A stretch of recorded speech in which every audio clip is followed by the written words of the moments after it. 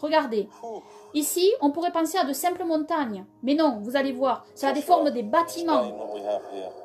Ici, il montre des balles de soufre, pratiquement pures à 100%. Hein. C'est le soufre le plus pur au monde. Hein. Près de Gomorre, à Gomorre donc. Hein. Ce lieu dit Gomorre. Hein. Alors, Sodome, Gomorre. Hein. Ici, regardez. Là, il parle de Gomorre. Hein. Regardez, la mer morte en face. Et ici, vous voyez comme des bâtiments. En réalité, ce n'est pas de simples montagnes. Et vous allez en avoir la preuve.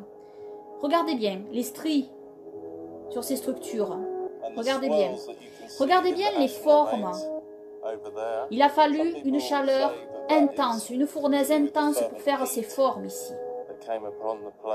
Et ceci, c'est de la cendre en réalité. Ça s'effrite. C'est recouvert de cendre et de soufre, donc ça doit être sulfuré. Hein. Regardez au fond. Regardez bien. Regardez bien au fond. Vous voyez comme une ville fortifiée qui a été recouverte donc, hein, et qui est mêlée en fait avec le paysage. Hein. Mais on reconnaît bien la forme d'une ville ici. Là, il explique hein, que le péché entraîne donc le jugement d'Élohim. Hein. Voilà, donc là, voici ces balles de soufre qui ont été retrouvées. Donc là, je vais un petit peu avancer. Regardez, hein. Vous voyez ces balles de soufre.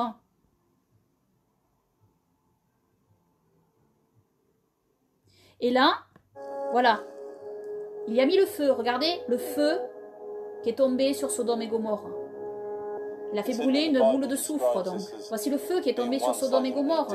Et Tseboïm, Tsoar et Tseboïm. Et là, il cite Genèse chapitre 13, verset 10. As we are told, happened to this place that was judged. Today is completely dead.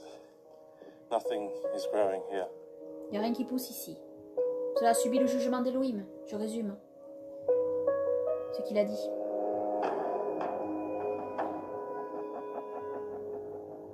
Voilà la mer morte en face. Regardez, regardez la structure en fait, comme elle s'effrite. C'est comme de la cendre, comme du soufre, la cendre de soufre. Regardez.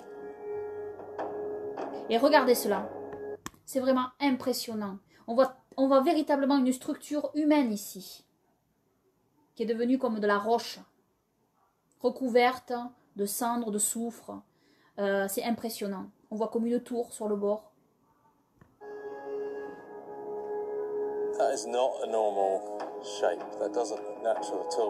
Voilà, il dit que ce n'est pas naturel du tout. Hein. Ça semble définitivement être une construction humaine. Hein. Et regardez, regardez cela. Regardez cela. Des ouvertures, comme des portes. On voit que ce sont des lieux d'habitation. Des gens vivaient là. Et c'est recouvert. Regardez le dessus, comme il est recouvert, comme quelque chose a coulé de très chaud. Et vous allez voir.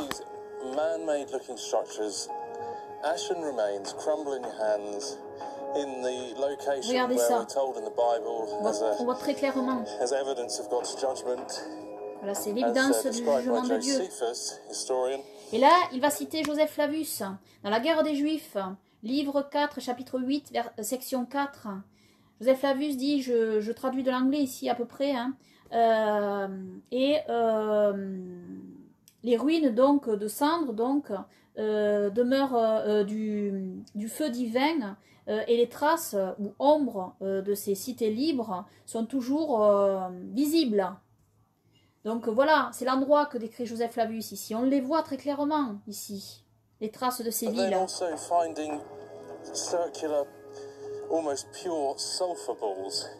Regardez, comme des tours fortifiées. C'est une ville comme une ville fortifiée.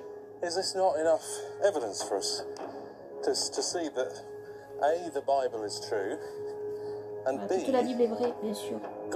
Et Dieu est un juste juge. Et est un Dieu juste.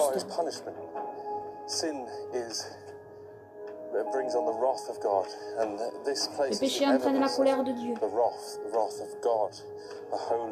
Amen. Regardez comment c'est.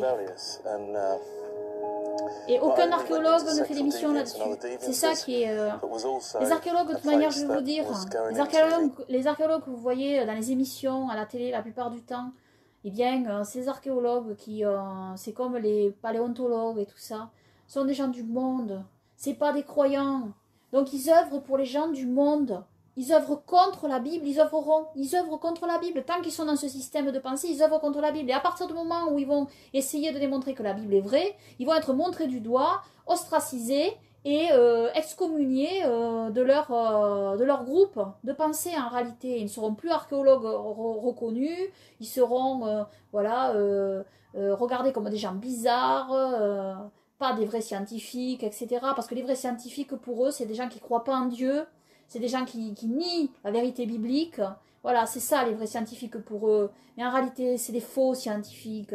Tous ces gens-là sont des faux scientifiques. Ils peuvent parfois dire des choses vraies, bien évidemment, parce que 1 plus 1 égale 2, hein, d'accord?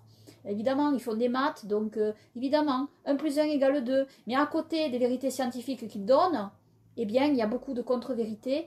Pourquoi? Parce qu'ils sont dans la rébellion contre Dieu. Ils ne veulent pas croire à la parole d'Élohim. Brimstone is still... Donc il explique là ici le jugement d'Élohim.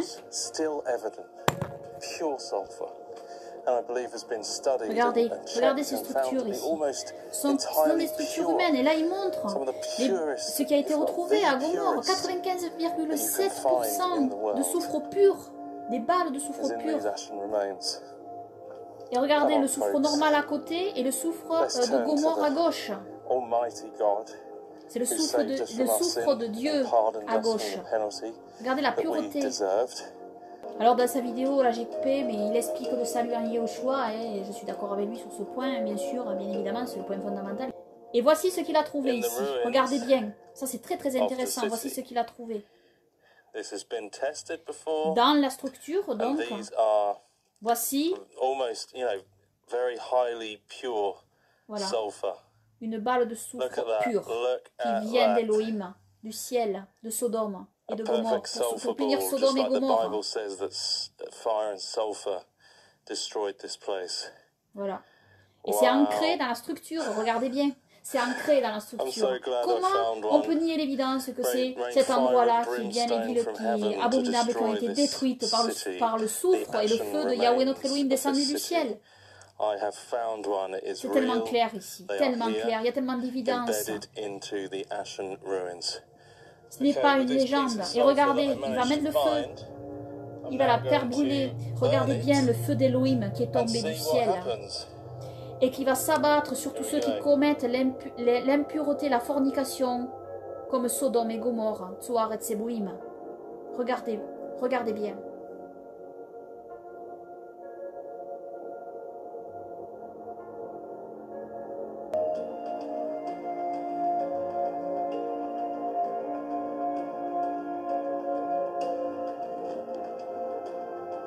Voici ce qui est tombé sur Sodome, Gomorre, Tsoar et Tseboïm. Ce n'est pas une légende, c'est réel. Que tous ces païens, ces gens du gouvernement Macron, regardent cette vidéo et voient de leurs yeux que c'est réel, qu'ils aient la crainte d'Élohim devant les yeux et qu'ils se repentent avant qu'il ne soit trop tard. Parce que c'est ce qui va arriver.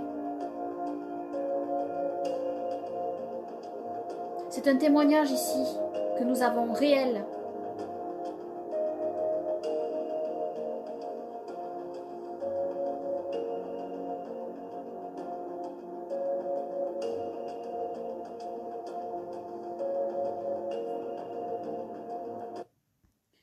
Donc voilà ce que je voulais vous partager. Et après, ce croyant, bien sûr, va parler de la miséricorde d'Élohim et du salut à notre Seigneur et Sauveur Yahushua, point fondamental avec lequel, bien sûr, je suis à 100% d'accord. Hein. Vraiment, que les croyants se sanctifient. Hein. Que les croyants se sanctifient, appellent à la sanctification, c'est extrêmement important. Hein. Et que tous ces gens, ces païens, voient que Sodome et Gomorre a bien été détruit par le feu et le soufre d'Élohim qui est descendu du ciel. Vois cela au moins, regarde au moins ces images. Non, ce ne sont pas des fables, tout cela. Tout cela, ça existe, c'est réel.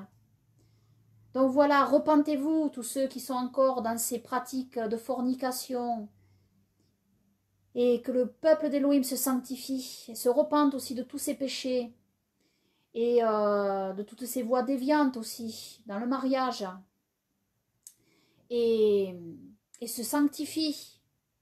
C'est extrêmement important. Que toute la gloire, les honneurs, les remerciements, l'adoration et les louanges reviennent seulement à Yahweh, Jéhovah, notre Elohim, notre roi, et à notre Seigneur et Sauveur Yahushua, notre Elohim et notre roi pour toujours, et que son règne glorieux vienne. Amen. Amen.